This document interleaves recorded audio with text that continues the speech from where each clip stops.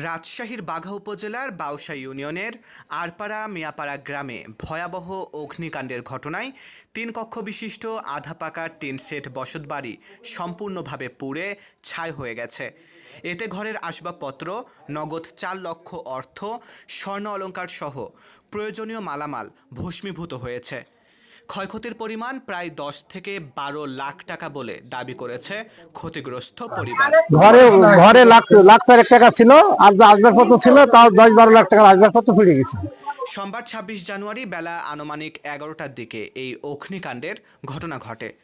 স্থানীয় সূত্রে জানা যায়, হঠাৎ করে বসত বাড়িটিতে আগুন লাগলে মুহূর্তের মধ্যেই তা আশেপাশে ছড়িয়ে পড়ে। আগুনের তীব্রতা এত বেশি ছিল যে এলাকাবাসী দ্রুত আগুন নিয়ন্ত্রণে আনার চেষ্টা করলেও তা ব্যর্থ হয়। অগ্নিকাণ্ডের কারণ সম্পর্কে নিশ্চিত করে কেউ কিছু বলতে না পারলেও পরিবারের ধারণা, বৈদ্যুতিক শর্ট সার্কিট থেকেই আগুনের সূত্রপাত হয়েছে। খবর পেয়ে বাঘা ফায়ার সার্ভিস ঘটনাস্থলে পৌঁছে প্রায় ১ ঘন্টার চেষ্টায় আগুন নিয়ন্ত্রণে আনে।